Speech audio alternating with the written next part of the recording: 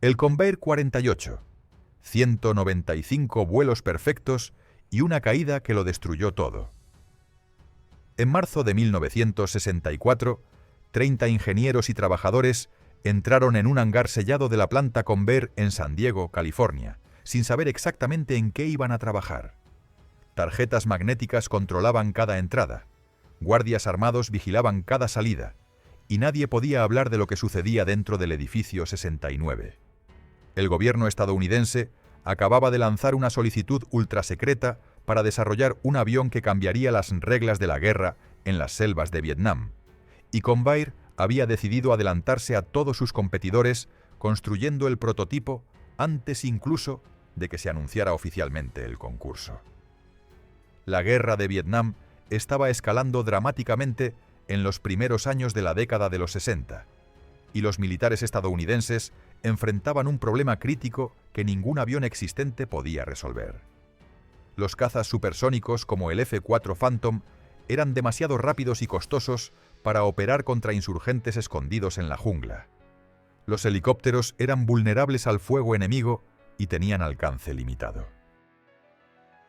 Lo que las Fuerzas Armadas necesitaban urgentemente era algo completamente diferente: un avión pequeño, económico y letal que pudiera despegar desde carreteras improvisadas cerca del campo de batalla, volar bajo entre los árboles, identificar objetivos enemigos y atacarlos con precisión quirúrgica. En 1959, el Cuerpo de Marines había comenzado a desarrollar el concepto de lo que llamaron avión ligero de ataque del Cuerpo de Marines. La idea era revolucionaria para su época: crear una aeronave que costara una fracción de los cazas convencionales, pero que pudiera proporcionar apoyo aéreo cercano inmediato a las tropas en tierra. Para 1961, la división Convair de General Dynamics ya estaba explorando diseños para aviones contra insurgencia, conocidos por el acrónimo COIN. Los ingenieros construyeron un modelo a escala 1:6 y lo sometieron a 900 pruebas separadas en el túnel de viento de Convair, registrando meticulosamente cada resultado. Pero Convair no se detuvo ahí. La compañía también desarrolló una configuración anfibia usando un modelo a escala 1:7, probando las características hidrodinámicas del sistema de flotadores en la piscina de remolque a velocidades altas y bajas, en aguas turbulentas y calmadas. Cada prueba generaba datos valiosos que los ingenieros incorporaban inmediatamente al diseño evolutivo. En el último trimestre de 1963, todos estos requisitos militares se consolidaron finalmente en una solicitud triservicio para un avión ligero de reconocimiento armado y contrainsurgencia que sería utilizado por todas las ramas militares: Marines, Ejército y Fuerza Aérea. Las especificaciones eran extraordinariamente exigentes y parecían casi contradictorias. El avión bimotor debía transportar al menos 1.100 kilogramos de carga, 6 paracaidistas o camillas, y poseer capacidades acrobáticas básicas necesarias para operar desde un portaaviones. Tenía que volar al menos 563 kilómetros por hora, despegar en solo 244 metros y ser capaz de realizar operaciones anfibias. Su armamento incluiría 4 ametralladoras de 7,62 milímetros, un pod con cañón eléctrico M197 y misiles aire-aire AIM-9 Sidewinder. Aquí estaba el problema que mantendría despiertos a los ejecutivos de Convair durante meses. Al menos 10 importantes fabricantes aeronáuticos estadounidenses iban a competir por este contrato multimillonario. Entre ellos estaba North American Rockwell con su propuesta OB-10 Bronco, un diseño que ya estaba ganando admiradores en los círculos militares. Convair necesitaba una ventaja decisiva, algo que ningún competidor pudiera igualar. La respuesta fue audaz y arriesgada. Comenzarían la construcción de un prototipo completamente funcional con su propio dinero, sin esperar la aprobación oficial del gobierno. En marzo de 1964, mientras otros fabricantes todavía estaban dibujando planos en sus mesas de diseño, Convair formalmente propuso su Model 48 Charger como respuesta a la solicitud triservicio. Pero el verdadero trabajo ya había comenzado semanas antes en el edificio 69. Este hangar se convirtió en una fortaleza impenetrable dentro de la propia fábrica de Convair. Candados especiales sellaban las puertas y un sistema de tarjetas magnéticas registraba cada persona que entraba o salía. Los guardias de seguridad no solo verificaban identificaciones, sino que realizaban inspecciones exhaustivas de cada trabajador. La paranoia tenía razones fundadas. El espionaje industrial era desenfrenado en la industria aeronáutica, y cada detalle del diseño del Charger valía millones de dólares para la competencia. Los 30 trabajadores iniciales pronto se convirtieron en 200, cada uno firmando acuerdos de confidencialidad que amenazaban con consecuencias legales severas por cualquier filtración. La mayoría del personal no sabía exactamente qué estaban construyendo, solo veían las piezas individuales en las que trabajaban. Ingenieros, dibujantes técnicos y fabricadores trabajaban en turnos coordinados pero compartimentados, cada equipo enfocado en su sección específica sin ver el panorama completo. ¿Y qué pensabas sobre los aviones de guerra utilizados en Vietnam? Escribe desde dónde nos ves y qué opinas sobre esto en los comentarios. Si te interesan estos análisis sobre aviación militar histórica, no olvides suscribirte para no perderte nuevos episodios.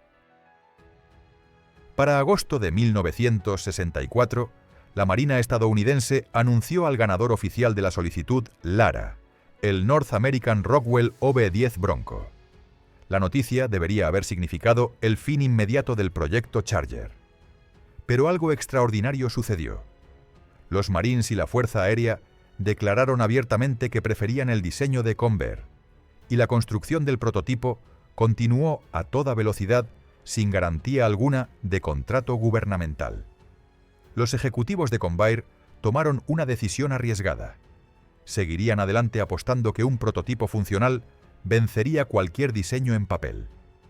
El equipo de ingeniería recibió órdenes de acelerar el trabajo. El avión debía volar antes de fin de año para demostrar su superioridad técnica ante los escépticos en Washington y cambiar la decisión de los militares.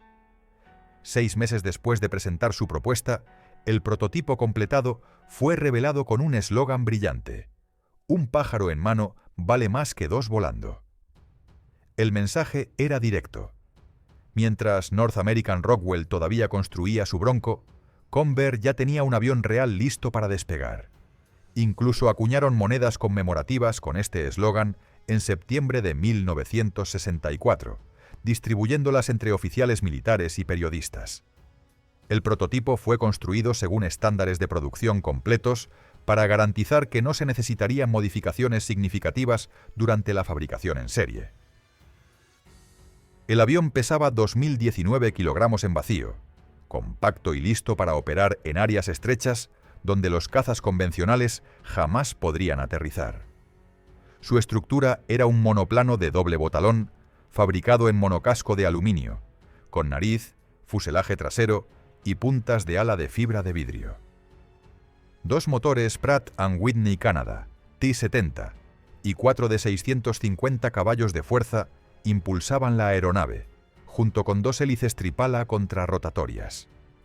Un corto envergadura de 8,4 metros hacía que casi toda el ala quedara detrás del flujo de las hélices, aumentando dramáticamente la efectividad de los flaps y reduciendo las distancias de despegue y aterrizaje.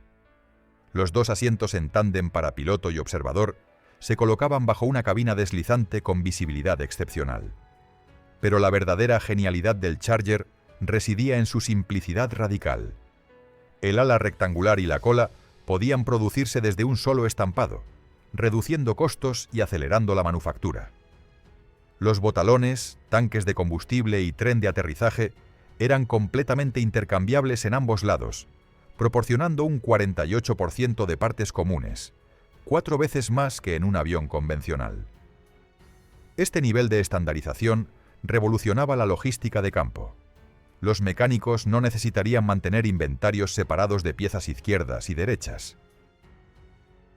Un componente dañado podía reemplazarse con repuestos de cualquier lado del avión, reduciendo drásticamente tiempos de reparación.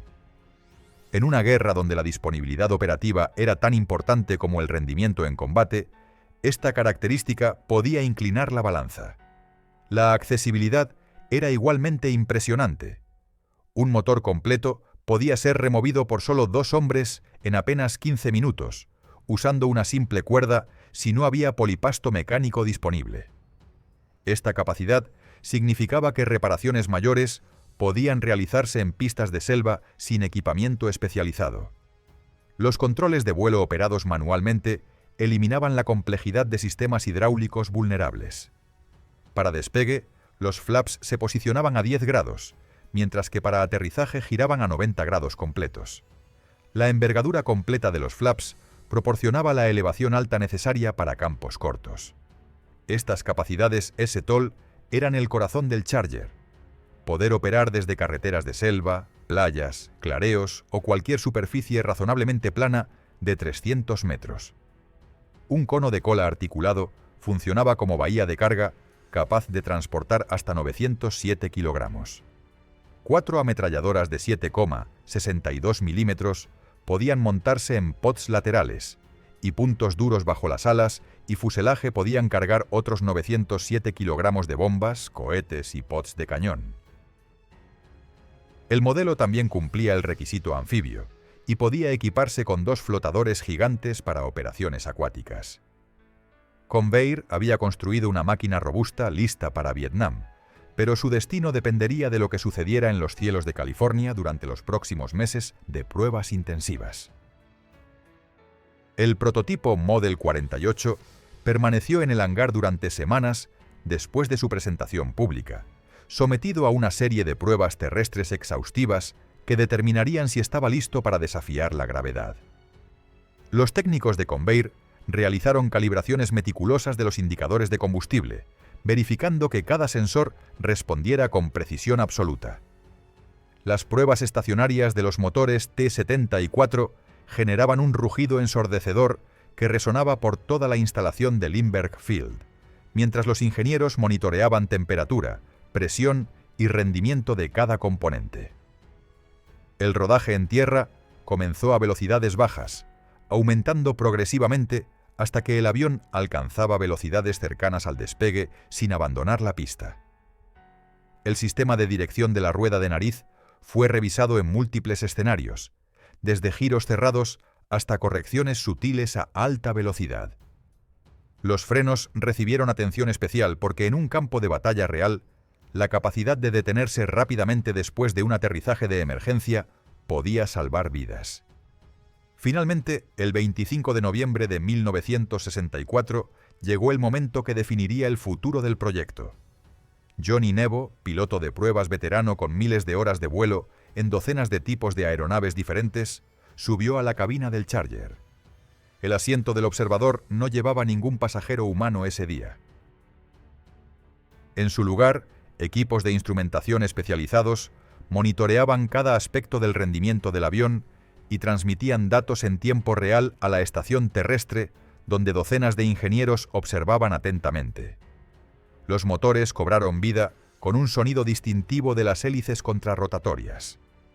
Nebo realizó las verificaciones finales, movió los controles de vuelo para confirmar respuesta completa, revisó los instrumentos una última vez. Luego, con un gesto de confirmación a la torre de control, avanzó las palancas de potencia. El Charger aceleró por la pista de Lindbergh Field, las ruedas girando cada vez más rápido sobre el concreto californiano. La nariz se elevó primero, luego el tren principal abandonó la tierra después de una carrera sorprendentemente corta. El avión ascendió limpiamente hacia el cielo azul del Pacífico, dirigiéndose hacia la estación aérea naval de North Island. Durante ese primer vuelo histórico, cada sistema funcionó exactamente como los ingenieros habían predicho en sus cálculos. El Charger respondía a los controles con precisión, mantenía altitud establemente y demostraba características de manejo predecibles. El aterrizaje en North Island fue igualmente impresionante. Nebo configuró los flaps para aproximación final, redujo potencia gradualmente y tocó la pista con suavidad profesional. Los datos transmitidos durante el vuelo confirmaban que el prototipo había sido diseñado para despegar con una carrera terrestre de solo 69 metros. La versión operacional sería capaz de alcanzar velocidades de hasta 483 km por hora, y un alcance de ferry de 4.828 kilómetros permitiría su despliegue simple desde cualquier lugar del mundo. Las semanas siguientes trajeron más vuelos de prueba, cada uno expandiendo el sobre de operación del avión. Los pilotos probaron maniobras acrobáticas básicas, aterrizajes con viento cruzado, despegues con carga máxima y operaciones a diferentes altitudes. El Charger demostró capacidades stall excepcionales con carga estándar, aterrizando y despegando desde distancias que harían imposible la operación de cazas convencionales. Sin embargo, los datos también revelaron áreas que necesitaban refinamiento. Los ingenieros determinaron que el avión requería un aumento en la envergadura para mejorar la estabilidad lateral a bajas velocidades. La cola también necesitaba modificaciones para optimizar el control direccional durante maniobras agresivas. Estas no eran fallas fundamentales del diseño, sino ajustes normales que todo prototipo experimental requiere antes de la producción en serie. Convair implementó rápidamente los cambios recomendados. Nuevas secciones de ala fueron fabricadas e instaladas, extendiendo la envergadura total. La cola recibió un rediseño que alteraba sutilmente su forma y área de superficie. Para la primavera de 1965, el Charger modificado estaba listo para la fase más crítica de su evaluación: las pruebas por pilotos militares de las 3 ramas de las Fuerzas Armadas. El rendimiento impresionante del prototipo había llamado la atención en Washington. A pesar de que el contrato oficial había sido otorgado al Lobby 10 Bronco, suficientes voces influyentes en los Marines y la Fuerza Aérea presionaban por una reevaluación. Convair recibió un contrato de prueba conjunto de 100 horas de vuelo, una oportunidad de oro para demostrar que su diseño merecía producción. Pilotos evaluadores de la Marina, el Ejército y la Fuerza Aérea comenzaron a volar el Charger en misiones simuladas de combate. Practicaban reconocimiento a baja altura, identificación de objetivos terrestres, ataques coordinados y extracciones de emergencia. El avión acumulaba horas de vuelo rápidamente mientras los evaluadores completaban cuestionarios detallados sobre cada aspecto de su operación. Pero conforme avanzaban las evaluaciones, comenzaron a surgir comentarios preocupantes. Varios pilotos reportaron que el avión era difícil de controlar en ciertas condiciones de vuelo. Las características de manejo que habían parecido aceptables durante las pruebas iniciales se volvían problemáticas cuando pilotos menos familiarizados con el tipo intentaban maniobras de combate agresivas. La sensibilidad de los controles variaba de manera impredecible dependiendo de la configuración de velocidad y potencia. Los ingenieros de Convair trabajaban frenéticamente para comprender y resolver estos problemas de manejo. Cada vuelo generaba más datos, más retroalimentación, más informes técnicos. Pero el tiempo se estaba agotando, y la competencia con North American Rockwell se intensificaba cada día, mientras el Lob 10 Bronco avanzaba hacia su propio programa de pruebas. La primavera de 1965 trajo noticias que sacudieron los pasillos de Convair como un terremoto. Los informes de evaluación militar comenzaban a acumularse en los escritorios de los ejecutivos, y las palabras que se repetían una y otra vez en esos documentos eran alarmantes: control inadecuado, respuesta impredecible, características de manejo problemáticas. Los pilotos de la Marina, que habían volado docenas de tipos de aeronaves diferentes, expresaban reservas significativas sobre el comportamiento del Charger en situaciones límite. Un piloto de pruebas del Ejército describió en su informe cómo el avión experimentaba una pérdida súbita de autoridad de control durante giros cerrados a baja velocidad, con flaps completamente extendidos. Otro evaluador de la Fuerza Aérea notó que las transiciones entre configuraciones de vuelo producían cambios bruscos en las fuerzas del bastón que podían sorprender a pilotos no familiarizados con estas características particulares del diseño.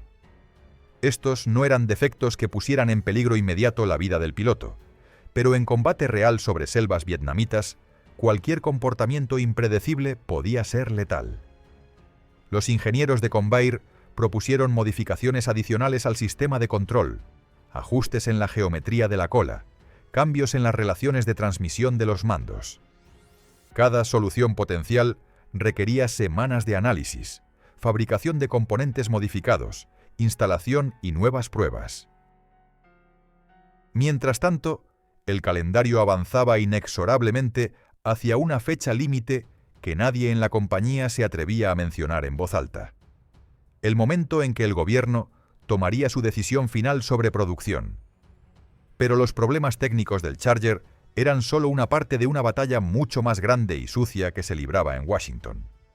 La industria aeronáutica estadounidense en los años 60 operaba tanto en salas de juntas como en pistas de prueba, y las decisiones sobre contratos multimillonarios frecuentemente dependían más de conexiones políticas que de rendimiento objetivo.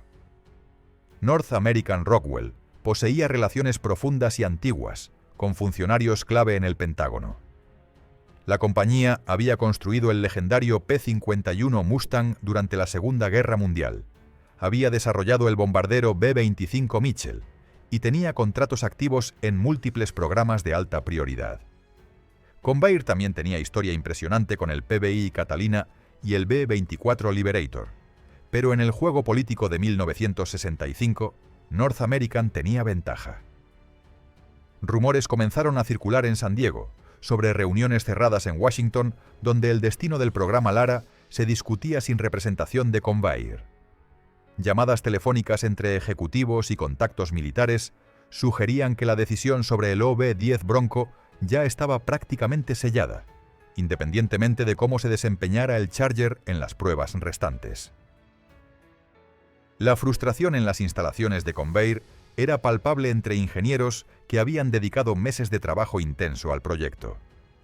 Johnny Nebo continuaba volando el prototipo regularmente, acumulando horas y perfeccionando su comprensión de las características únicas del avión. Para el verano de 1965, Nebo probablemente conocía el Charger mejor que cualquier otro piloto en el mundo. Había volado el avión en casi todas las condiciones imaginables: despegues con carga máxima, aterrizajes con viento cruzado severo, maniobras acrobáticas agresivas, simulaciones de ataques a baja altura.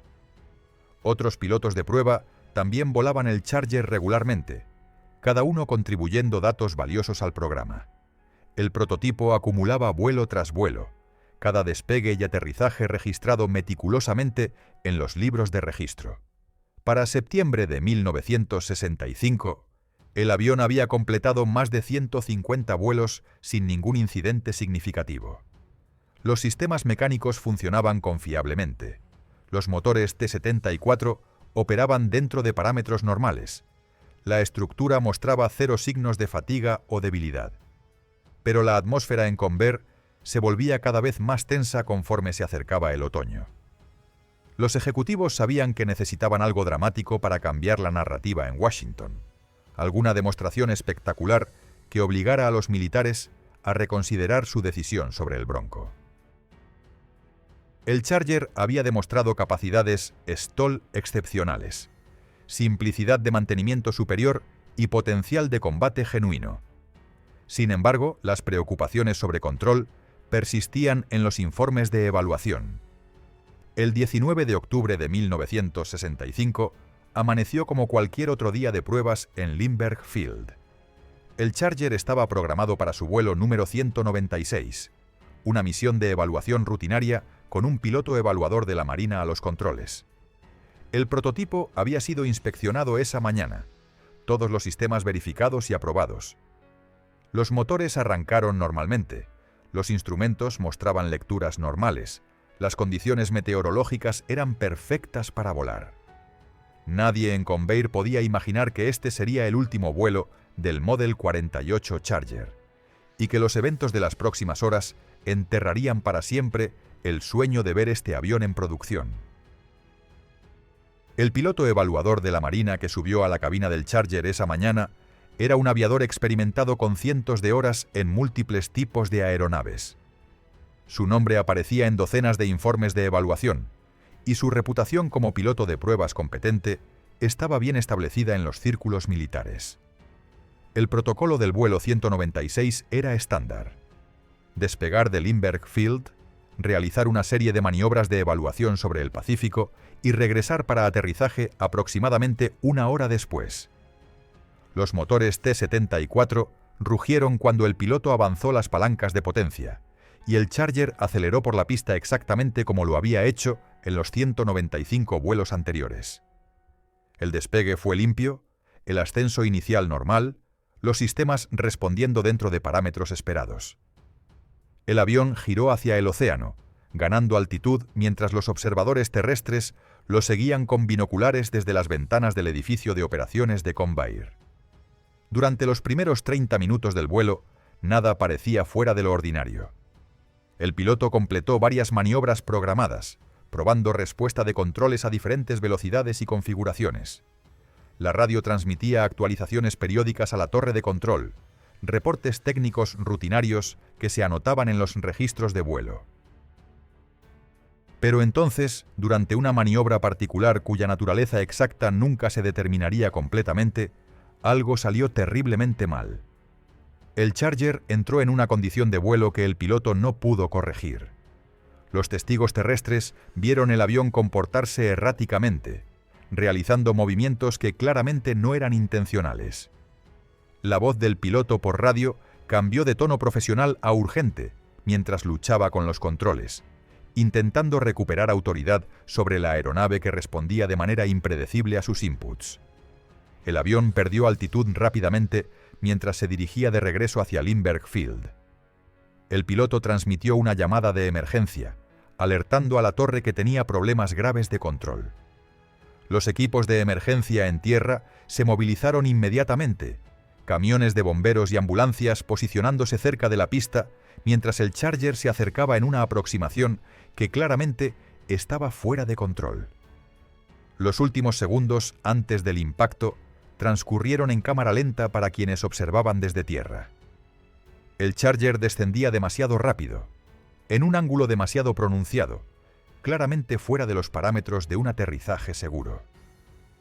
El piloto de la Marina tomó la decisión en una fracción de segundo que le salvaría la vida. Activó el sistema de eyección en el último momento posible, cuando el avión estaba a apenas metros sobre la superficie de la pista. La silla ejectable disparó al piloto violentamente fuera de la cabina justo cuando el Charger impactaba contra el concreto de Lindbergh Field.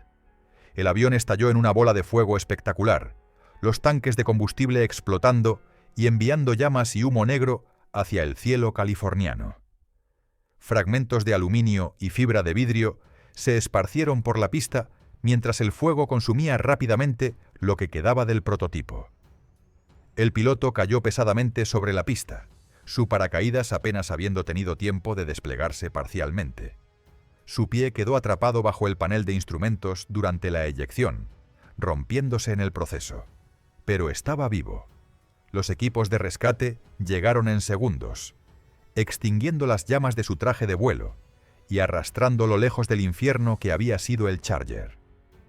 Lo transportaron inmediatamente al hospital mientras los camiones de bomberos rociaban espuma sobre los restos ardientes del avión.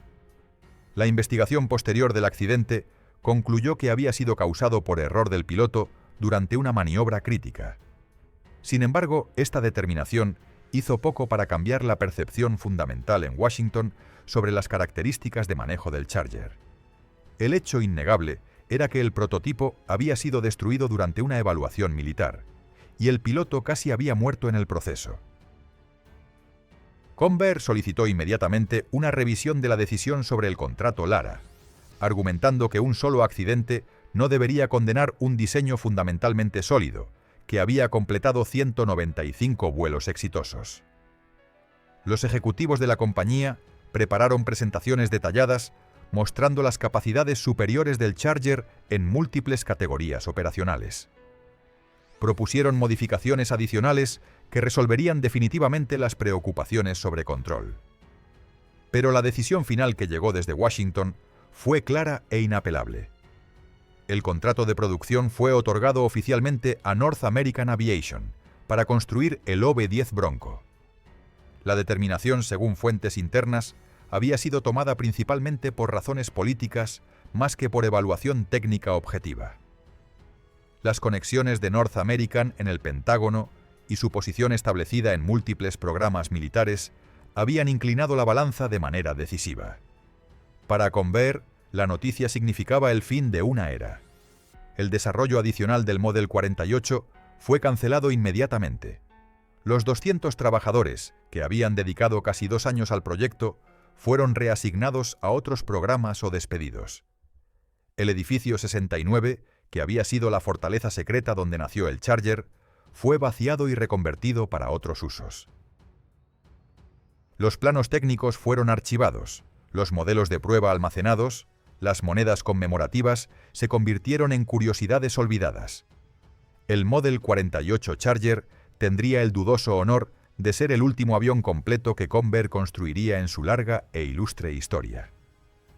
La compañía que había creado el PBI Catalina, el B-24 Liberator y el F-102 Delta Dagger nunca volvería a diseñar y construir un avión completo desde cero.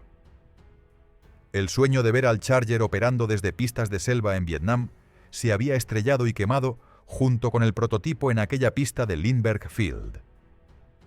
Si te ha gustado esta historia sobre el Convair 48 Charger, dale like y suscríbete al canal para más contenido sobre aviación militar histórica. Déjanos un comentario contando desde dónde nos ves y qué opinas sobre este avión que pudo cambiar la guerra de Vietnam, pero nunca tuvo su oportunidad.